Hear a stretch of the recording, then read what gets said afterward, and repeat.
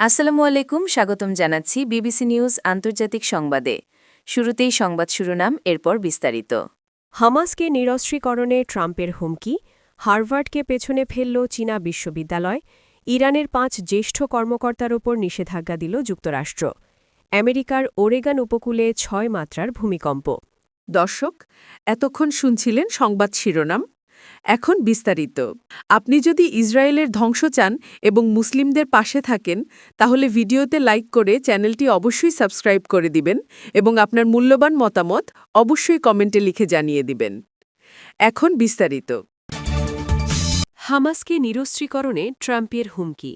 মার্কিন president Donald Trump গাজায় যুদ্ধবিরতির দ্বিতীয় ধাপে হামাসকে নিরস্ত্রীকরণে হুমকি দিয়ে বলেছেন, হামাসকে অবিলম্বে তাদের অঙ্গীকার বাস্তবায়ন করতে হবে, যার মধ্যে রয়েছে ইসরায়েলের সব মরদেহ ও বন্দী ফিরিয়ে দেওয়া এবং হামাসের পূর্ণ নিরস্ত্রীকরণ প্রক্রিয়া দ্রুত শুরু করা।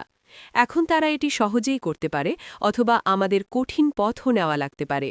সামাজিক যোগাযোগ মাধ্যম ট্রুথ সোশ্যালে এক পোস্টে তিনি আরও লেখেন, মিশর, তুরস্ক ও কাতারের সহায়তায় হামাসের অস্ত্রভাণ্ডার জব্দ করা হবে এবং তাদের টানেল নেটওয়ার্ক ধ্বংস করা হবে। খবর আল জাজিরার। মার্কিন কর্মকর্তারা জানিয়েছেন, যুদ্ধবিরতির দ্বিতীয় ধাপে হামাসের নিরস্ত্রীকরণ এবং সম্ভাব্য একটি আন্তর্জাতিক শান্তিরক্ষী বাহিনী মোতায়েনের বিষয়টি অগ্রাধিকার পাবে। একই সঙ্গে ইসরায়েলি বন্দী রন গোভিলির মরদেহ ফেরত দেওয়ার প্রত্যাশাও জানিয়েছে যুক্তরাষ্ট্র। তবে হামাস জানিয়েছে, গাজায় ইসরায়েলি সেনা উপস্থিত থাকলে হামাসও অস্ত্র ত্যাগ করবে না। ফিলিস্তিনিদের প্রধান দাবি, গাজা থেকে ইসরায়েলি সেনাদের সম্পূর্ণ প্রত্যাহার। যুদ্ধবিরতিতে বিষয়টি অন্তর্ভুক্ত থাকলেও এর কোনো নির্দিষ্ট সময়সূচি ঘোষণা করা হয়নি।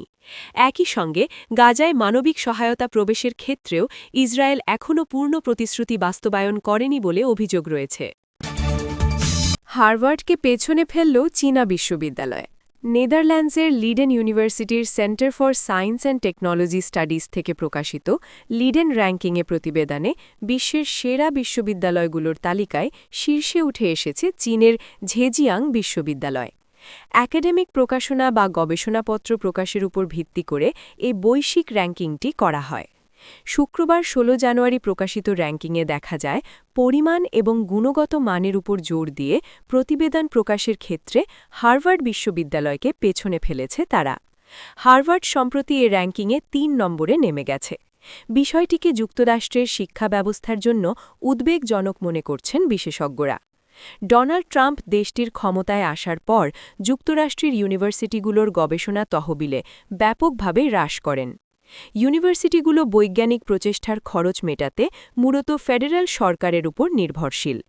শিক্ষাক্ষেত্রে এ নিম্নগামিতা বহু আগে থেকেই শুরু হলেও প্রেসিডেন্ট ট্রাম্পের নীতিগুলো যুক্তরাষ্ট্রের বিশ্ববিদ্যালয়গুলোকে পতনের গতিকে আরও ত্বরান্বিত করতে পারে বলে ধারণা করে হচ্ছে।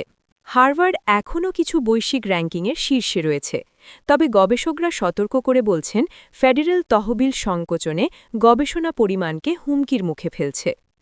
২০০০-এর দশকের শুরুর দিকে বৈজ্ঞানিক গবেষণাপত্র বা জার্নাল নিবন্ধের উপর ভিত্তি করে তৈরি বৈশ্বিক বিশ্ববিদ্যালয় র্যাঙ্কিং সম্পূর্ণ ভিন্ন ছিল।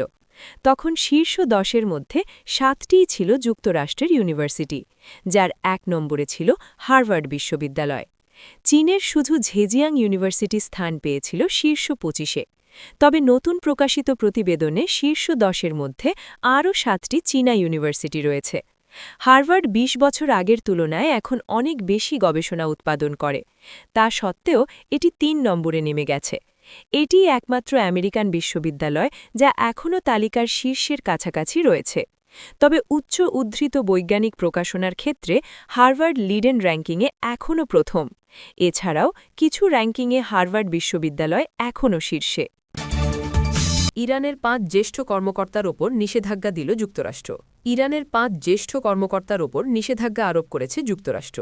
ওয়াশিংটনের অভিযোগ, এই কর্মকর্তারাই দেশটিতে চলমান বিক্ষোভ দমনের মূল পরিকল্পনাকারী। একই সঙ্গে যুক্তরাষ্ট্র জানিয়েছে, ইরানের শীর্ষ নেতারা বিদেশি ব্যাংকে যে অর্থ পাঠাচ্ছেন তাও তারা নজরদারিতে রেখেছে। প্রেসিডেন্ট ডোনাল্ড ট্রাম্পের তেহরানের উপর চাপ অব্যাহত রাখার অংশ হিসেবেই এই পদক্ষেপ নেওয়া হয়েছে। খবর রয়টার্সের।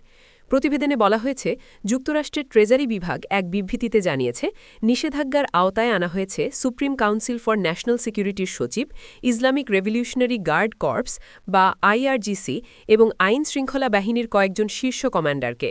ট্রেজারির অভিযোগ তারাই বিক্ষোভ দমনের মূল নকশাকারী। এছাড়া ফার্দিস কারাগারের ওপরও নিষেধাজ্ঞা দেয়া হয়েছে। যুক্তরাষ্ট্রের পররাষ্ট্র দপ্তরের দাবি, এই কারাগারে নারীরা নিষ্ঠুর, অমানবিক ও মর্যাদাহানিকর আচরণের শিকার হয়েছেন। বৃহস্পতিবার এক ভিডিও বার্তায় ট্রেজারি সেক্রেটারি স্কট বেসেন্ট ইরানের নেতাদের উদ্দেশ্যে বলেন, যুক্তরাষ্ট্রের বার্তা স্পষ্ট।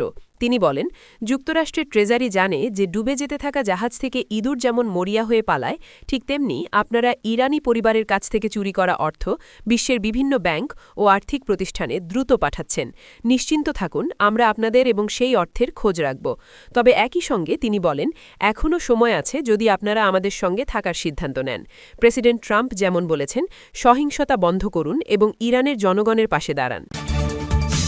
আমেরিকার ওরেগন উপকূলে ৬ মাত্রার ভূমিকম্প।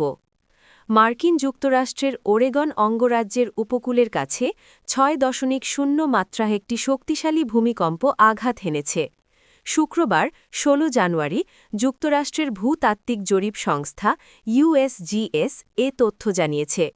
ইউএসজিএস জানায়, ভূমিকম্পটির উৎপত্তিস্থল ছিল ভূপৃষ্ঠের মাত্র ৭.১ কিলোমিটার গভীরে। এর কেন্দ্রস্থল ছিল ওরেগনের ব্যান্ডন শহর থেকে প্রায় ১৮৬ মাইল পশ্চিমে প্রশান্ত মহাসাগরে। ভূমিকম্পের পর কোনো সুনামি সতর্কতা জারি করা হয়নি। এছাড়া স্থলভাগে এখনও পর্যন্ত কোনো ক্ষয়ক্ষতি বা হতাহতের খবর পাওয়া যায়নি।